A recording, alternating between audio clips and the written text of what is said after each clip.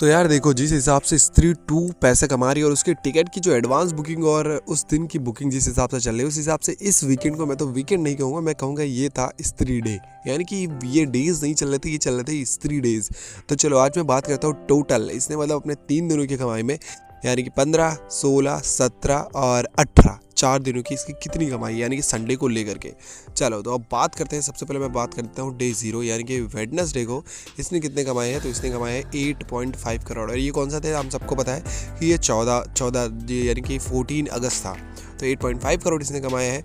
और डे 1 यानी कि थर्सडे, देखो 0 क्यों कह रहा हूँ, क्योंकि 14 अगस्त को इसकी जो रिलीज़ थी वो शाम को थी, यानी कि पहला 1 या फिर 2 ही शो थे।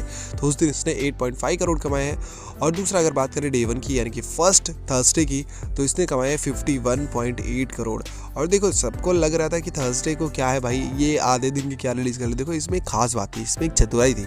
अब पहले दिन इन्होंने रिलीज़ कर दिया 14 को, बहुत सारे लोग मूवी देख के आ गए और फिर उन्होंने एक तगड़ा सा रिव्यू दिया। अब उस रिव्यू के चलते एडवांस बुकिंग में इतनी ज़्यादा हाइप क्रिएट हुई और लोगों ने टिकट जाके क्योंकि देखो 15 अगस्त को बहुत सारी मूवीज़ रिलीज़ हो रही थी, तो इनके बीच में क्लैश होना तो तय था, लेकिन इनके बीच में अपनी मूवी को आगे लेकर आना ये एक बहुत बड़ा चैलेंज था सारी मूवीज़ के लिए। अब इसमें देखो मूवी तो एक अपनी जगह है हाइप, लेकिन मेकर्स का भी कुछ फ़र्ज बनता है, उनके भी दिमाग को देखो आप कि 14 को रिलीज़ कर दिया। तो 14 को इसने कमाए थे 8.5 करोड़ और डे 1 यानी कि थर्सडे को उसने कमाए थे 51.8 करोड़ रुपीज़। वाह। और डे 2 को यानी कि फ्राइडे को, देखो 15 अगस्त को तो छुट्टी थी तो 51.8 करोड़ कमा लिए। फिर डे 2 को फ्राइडे था और उस दिन छुट्टी नहीं थी, तो थोड़ा सा -39.8% गिरावट दिखी इसके कलेक्शन में। और फिर हो गया इसका कलेक्शन डे 2 को 31.4 crore 31.4 crore.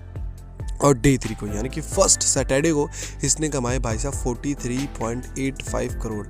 Oh my God. और संडे को भैया इसने सब कुछ तोड़ ताड़ डाला और इसने कमा डाले हैं 60 करोड़ अप्रॉक्सीमेटली। हाँ सोचो अब इस टोटल मिलाकर कितना हो गया आपको पता है, 190.55 करोड़। स्त्री नहीं है, आप बोलो ये स्त्री नहीं है, ये है पैसों की जादूगरनी। एक चीज़ मैं देख रहा हूँ, नोटिस कर रहा हूँ, जितना मेल एक्टर्स की मूवीज़ नहीं चल रही है ना इन दिनों, फीमेल एक्टर की मूवी चल रही है। और उसका रीज़न क्या है, एक ज़बरदस्त स्टोरी और उसके बाद सपोर्ट कास्टिंग जो है, इसमें जो सपोर्टिंग एक्टर्स है वो काफ़ी ज़्यादा तगड़े और उनकी फ़ैन फॉलोइंग एक नंबर। जैसे आप पंकज त्रिपाठी को देख लो, इनकी फ़ैन फॉलोइंग आप मिर्ज़ापुर से जब से इन्होंने की है, मैं इनको सबसे बड़ा फ़ैन हूँ। मेरे को उनकी सबसे बेस्ट एक्टिंग इनकी मिर्ज़ापुर में लगती है, कालीन भैया।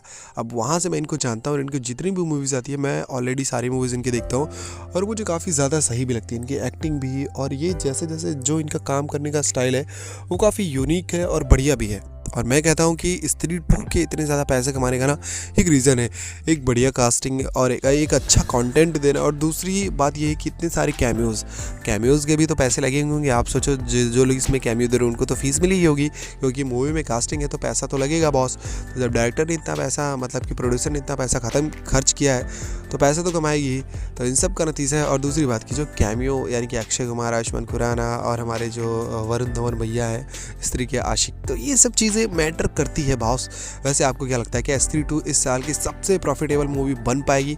अगर हाँ तो कमेंट में आपका कमेंट आ जाएगा, अगर ना तो फिर बॉस आप एक लाइक तो करके ही जाओगे। चलो मिलते हैं नेक्स्ट वीडियो में, तब तक के लिए आप वीडियो में बने रहो, मेरी सारी वीडियोस को चेकआउट करो।